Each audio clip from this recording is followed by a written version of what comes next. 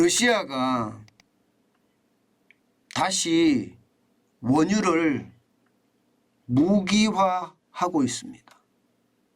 이거 굉장히 심각한 문제입니다. 여러분 이걸 한번 보십시오. 러시아 하루 원유 감산량입니다. 50만 배럴을 줄이겠다는 거예요. 50만 배럴 하루 말입니다. 하루. 이미 말입니다. 오페크에서는 작년 11월부터죠. 200만 배럴씩 감산을 한 상태입니다. 그런데 러시아가 또다시 50만 배럴을 감산을 한다. 그러면 작년 11월 이후로 보면 250만 배럴을 감산을 하는 결과가 생기거든요. 그런데 여러분 지금 시장은 어떤가요? 중국이 리오프닝이 되면서요. 원유에 대한 수요가 커지고 있습니다.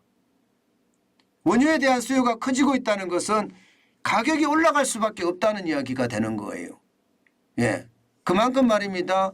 가격이 올라간다는 것은 결국 또 전 세계에 인플레이션 공포가 올 수도 있다 하는 생각을 할 수 있습니다. 여러분 우리가 1970년대에 1차, 2차 올쇼크 기억나시죠? 그때도 말입니다. 석유 자원을 지금 중동의 국가들이 무기화했기 때문에 전 세계에 영향을 미쳤거든요.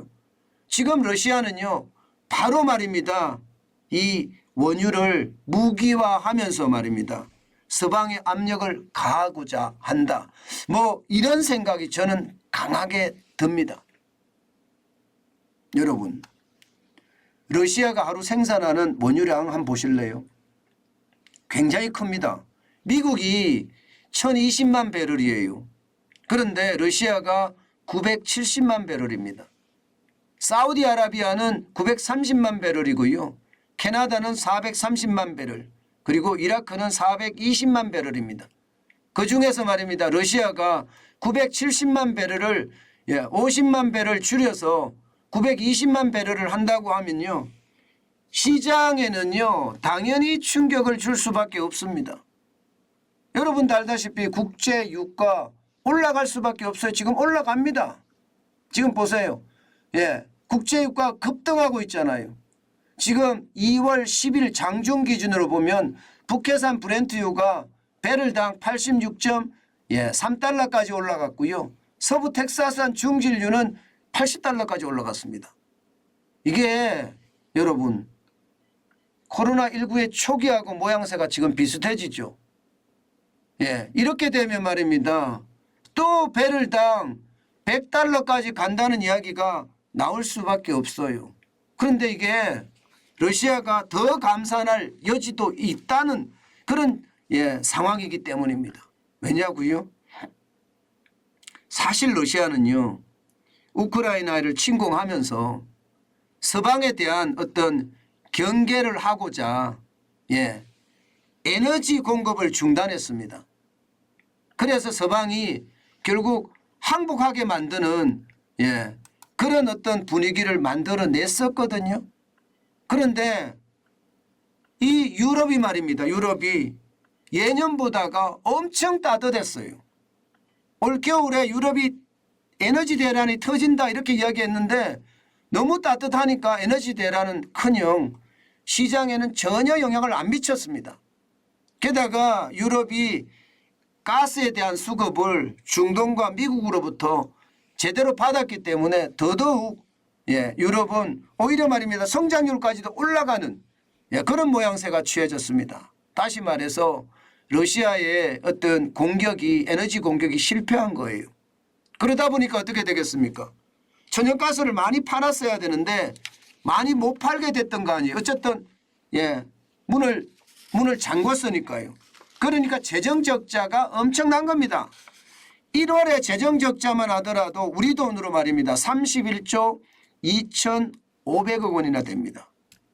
1조 7,600만 억 루블이니까요. 굉장히 많이 치솟았죠. 전쟁을 하니까 치솟을 수밖에 없죠.